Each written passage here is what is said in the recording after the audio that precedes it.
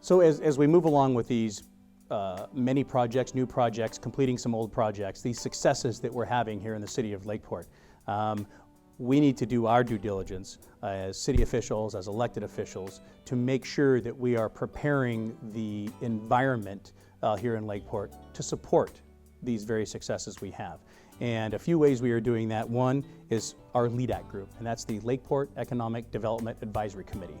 And that is a group of local citizens here along with some staff that really work together, put their heads together, they're stakeholders in the community to try to figure out what's the best way to improve economic development within the city of Lakeport. That is ongoing.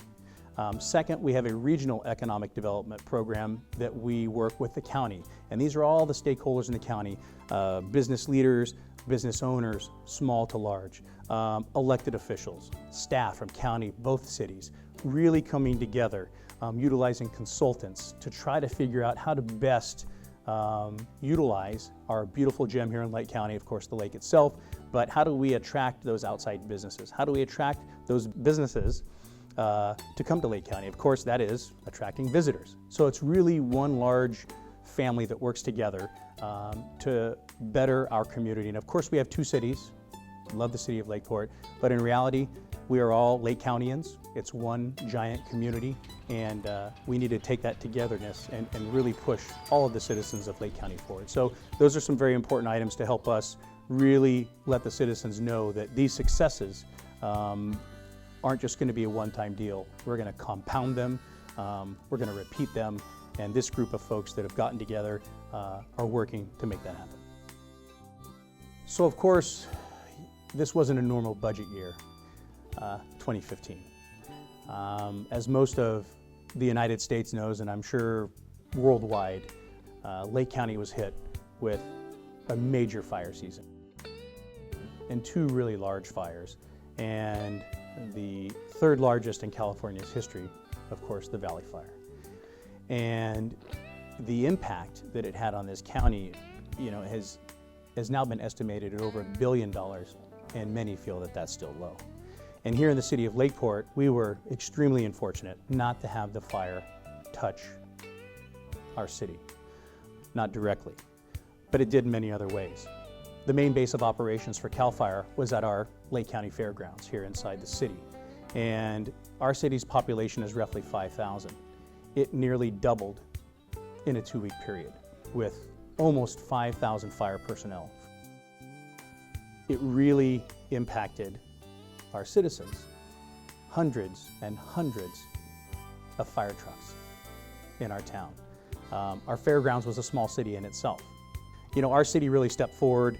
We provided as much staff as we could, especially on the evening of the fire. Our Public Works Department were up alongside County Public Works Department, alongside law enforcement, fire personnel, evacuating people. Tens of thousands of people that had to be evacuated in a moment's notice. Ongoing safety, road closures. Of course, our local fire personnel, not only doing their normal job, but assisting CAL FIRE as well. Our local law enforcement helping in the fire zone to keep looters out, to make sure that people that were fortunate to still have their property, kept their property. My good friend, the sheriff of Lake County, he made a statement on one of our trips to visit over 300 of our citizens that were in an evacuation center in Calistoga. And on the way down there, he said, "Do you realize that of 60,000 citizens here in Lake County, you probably couldn't find one person that doesn't know someone that lost their home in these fires."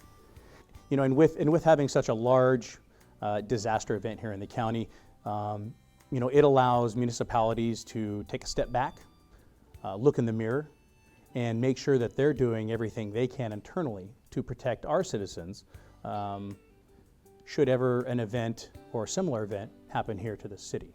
So one of the main things we did is we have expanded our NIXL program. And NIXL is a notification program that comes to your cell phone, email, other communication devices that our local law enforcement and emergency personnel can put out to our citizens that sign up for it.